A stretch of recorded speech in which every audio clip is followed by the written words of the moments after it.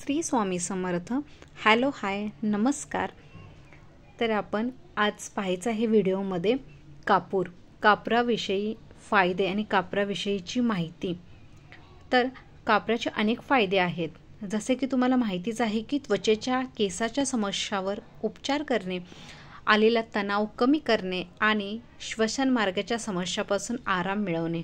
जसं की आपण देवपूजेसाठी सुद्धा कापूर वापरतो, यज्ञामध्ये कापूर वापरतो, आरती करत असतो आपण तेव्हा पण कापूर वापरतो.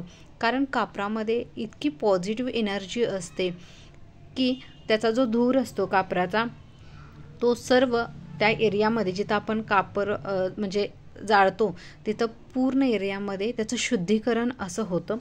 आणि कापूर हा त्याच्यामध्ये ना कापरामध्ये अँटीबॅक्टेरियल आणि अँटी फंगल आणि अँटीसेप्टिक हे गुणधर्म असतात. आपल्या दैनंदिन जीवनामध्ये जसं मी म्हणाले की पूजेमध्ये आणि यज्ञामध्ये आपण तो वापरतो, याचं अनन्यसाधारण असं महत्त्व आहे. आणि वैज्ञानिक जर कारण आपण पाहायला गेलो ना, तर वैज्ञानिक कारणानुसार पूजेतील आणि यज्ञातील जो कापराचा धूर असतो तो नकारात्मक वातावरणामध्ये जी नकारात्मकता असते ते संपवतात आणि कापरापासून जे जीवाणू, विषाणू आणि जे कीटाणू असतात ना, तर त्यांचासुद्धा नाश झालेला आपल्याला पाहायला मिळतो.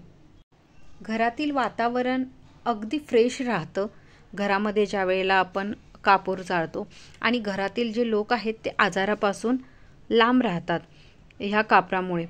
तर जर घरामध्ये बघा कापूर आपण भीमसेन, आता तुम्हाला दिसतो ह्या पिक्चरमध्ये भीमसेन कापूर कशा प्रकारचा आहे. याला कोणत्याही प्रकारचा शेप नसतो, हा एकदम मोठा असतो आणि त्याचे ज्या प्रकारचे खडे तुम्हाला दिसत आहेत शेप तो असतो. हा जो आहे तो नॉर्मल कापूर आहे. तर मी तुम्हाला सजेस्ट करेन की तुम्ही भीमसेन कापूर जो असतो ना तो आपल्या घरामध्ये जाळा, कारण त्याचे ना खूप फायदे आहेत. म्हणजे त्याच्यामध्ये काय मिश्रित असं केलेलं नसतं. ओरिजिनल कापूर जसं म्हणावं लागेल ना तसा हा भीमसेन कापूर आहे.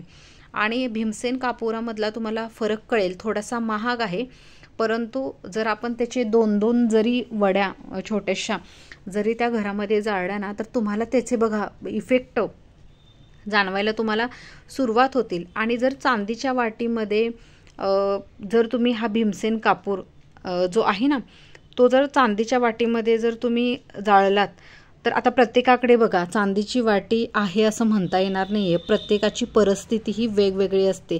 तर मी म्हणेन की तुम्ही साध्या पणतीमध्ये सुद्धा कापूर जाळायला किंवा वाटीच हवी, कंपल्सरीच हवी असं काही नाही आहे.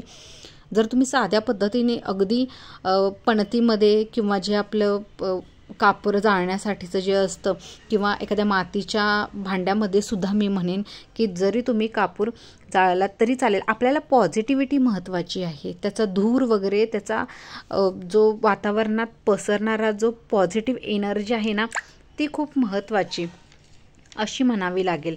आणि कापराबरोबर जर लवंग तुम्ही जाळलीत ना तर खूप छान, एकदम अतिउत्तम. कारण घराच्या वास्तूसाठी कापूर हा शुद्ध मानला जातोच.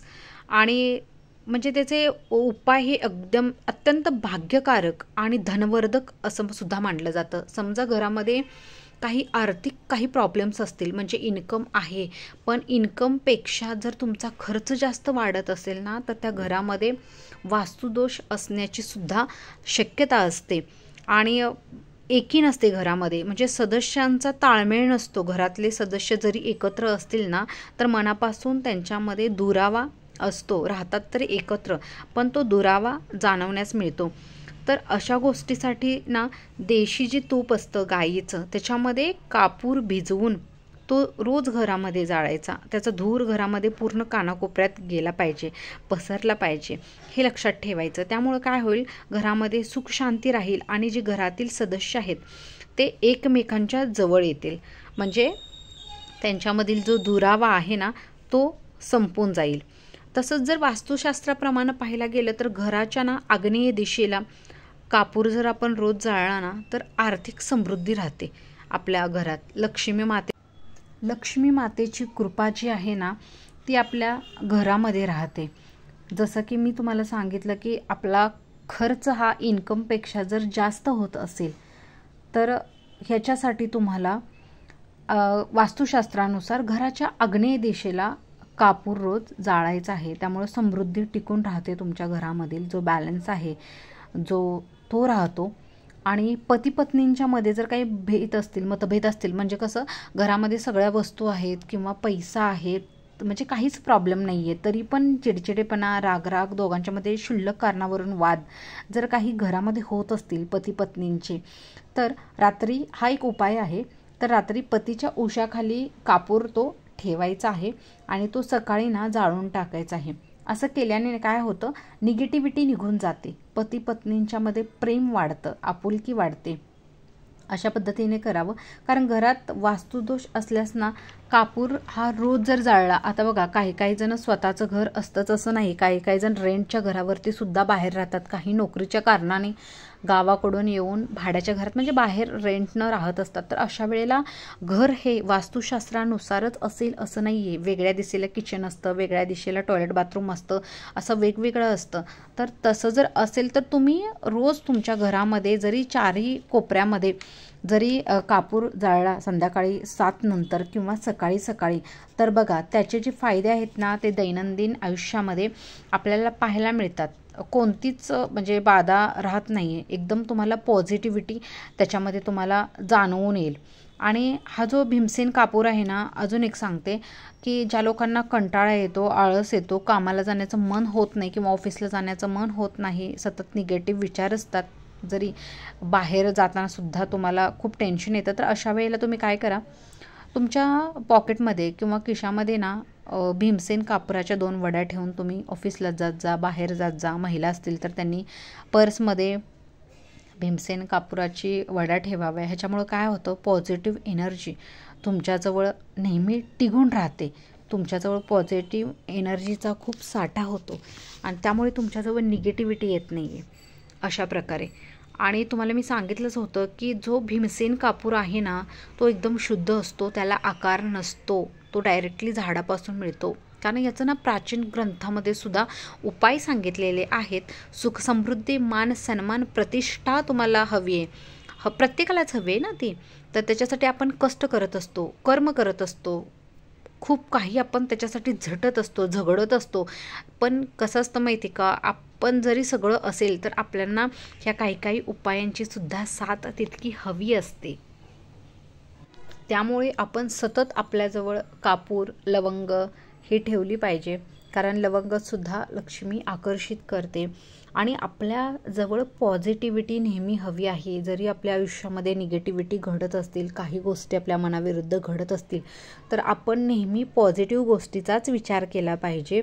आणि घरामध्ये सुद्धा बघा, आपण बोलत असतो तर आपल्या तोंडून काहीतरी अपशब्द निघून जातात, रागाच्या भरात म्हणा. म्हणजे आपल्याला एखाद्याबद्दल नसतं बोलायचं, पण काय वेळेला आपण बोलून जातो, इवन आपल्या फॅमिली मेंबरला सुद्धा. तर त्यावेळेला प्रत्येक शब्दाला म्हणा किंवा प्रत्येक वाक्याला वास्तू तथास्तू म्हणत असते. कारण वास्तू तथास्तू म्हटल्यामुळे तिथं त्या ऊर्जेचा प्रभाव होतो. भले तुम्ही पॉझिटिव्ह बोललात तर पॉझिटिव्ह होतो, तुम्ही निगेटिव्ह बोललात तर तुम्ही निगेटिव्ह होतो. त्यामुळे काय, आपण नेहमी पॉझिटिव्हच बोलत राहायचं आहे. दुसऱ्याबद्दल बोला किंवा स्वतःबद्दल बोला, तुमच्या मनामध्ये ही पॉझिटिव्हिटी पाहिजे आहे. मला एक सांगायचं आहे की पहिली गोष्ट म्हणजे ही जी आहे, मी तुम्हाला सांगते, ही अंधश्रद्धा नाही आहे अजिबात. कोणीही समजू नका की ही अंधश्रद्धा आहे. अंधश्रद्धा कशाला म्हणतात, कुठेतरी जा, प्राण्याचा बळी द्या, जिवंत प्राण्याचा बळी द्या, त्याला कापा, ते हे करा, त्याचा अंगारा फुंकारा लावा, या गोष्टी याला म्हणतात अंधश्रद्धा. ही अंधश्रद्धा नाही आहे पहिली गोष्ट. आणि आपण ह्या किचनमधल्या वस्तू दैनंदिन जे खाण्यापिण्यात वापरतो आपण, हळद म्हणा, लवंग म्हणा, तमालपत्र म्हणा किंवा कापूर म्हणा, हे देवपूजेसाठी आपण वापरतो. ह्या गोष्टी आपण किचनमधल्या वापरत आहोत. त्यामुळे कुणीही गैरसमज करून घेऊ नका अंधश्रद्धेबद्दल, पहिली गोष्ट. आणि वास्तुदोष हा प्रत्येक ठिकाणी असतो, काही ठिकाणी असतो, काही ठिकाणी नसतो. निगेटिव्हिटी असते. घराच्या कोपऱ्यामध्ये 4 वड्या ठेवल्या, त्यात तुम्ही 3 सांजेला जरी जाळल्यात तरी त्याचा पॉझिटिव्हिटी तुम्हाला लगेच जाणवते. आणि लक्ष्मीसमोर, देवासमोर जरी आपण कापूर जाळला मनापासून किंवा प्रार्थना वगैरे केली तर आपल्यावरती लक्ष्मीची कृपा चिरंतर राहते. आणि काही काही घरात बघा लहान मुलं असतात, त्यांना वाईट स्वप्न पडतात किंवा घरात पुरुषांना स्त्रियांना सर्वांनाच काहीतरी वाईट जाणवतं, वाईट स्वप्न पडतात ना, त्यावेळेला काय करा, तुमच्या झोपण्याची जी जागा आहे तिथं तुम्ही कापूर जरी एका वाटीमध्ये 4 वड्या जाळल्या झोपायच्या वेळेला तरी चालतं, निगेटिव्हिटी निघून जाते, तुम्हाला एकदम फ्रेश वाटेल. आणि धनप्राप्तीसाठी जर बघायला गेलं ना तर कापूर जो असतो ना, कापराच्या वड्या, ते आपलं खाऊचं पान असतं ना त्याच्यावरती ठेवून ते जाळायचं आणि ते पान आहे ना पूर्ण घरातून असं फिरवायचं ते पान नॉर्मल. आणि अशा पद्धतीने जर केलं ना तर तुम्हाला धनप्राप्तीसुद्धा ह्याच्यामध्ये होते. लक्ष्मी मातेचा वास अखंड तुमच्या घरात राहतो. कुणाला नाही वाटत की लक्ष्मीचं वरदहस्त आपल्यावरती असावा, लक्ष्मीची कृपा आपल्यावरती असावी, सर्वांनाच वाटतं ना. तर तुम्ही जर चांदीच्या वाटीत जर कापूर जाळलात तर त्याचे बेनिफिट मिळतातच, पण शक्यतो चांदीची वाटी प्रत्येकाकडे असेल असं नाही आहे, काही जणांच्याकडे नाही. पण तर त्यांनी साधी मातीच्या वाटीमध्ये किंवा जे तुमच्याकडे असेल अवेलेबल तर त्याच्यामध्ये सुद्धा तुम्ही कापूर जाळू शकता. इतके कापराचे खूप छान फायदे आहेत. तुम्ही रोज अंघोळीच्या पाण्यातसुद्धा कापराची वडी आणि हळद टाकून अंघोळ केली तरी खूप छान, म्हणजे त्याचं तुम्हाला एक पॉझिटिव्ह एनर्जी तुम्हाला जाणवेल. अशा प्रकारे हे खूप सारे उपाय आहेत. तर हा व्हिडिओ आता इथेच थांबवते. झालेली सेवा स्वामीचरणी रुजू करते. श्री स्वामी समर्थ. तुम्हाला व्हिडिओ आवडत असतील तर नक्कीच लाईक करा, शेअर करा आणि सबस्क्राईब करा. श्री स्वामी.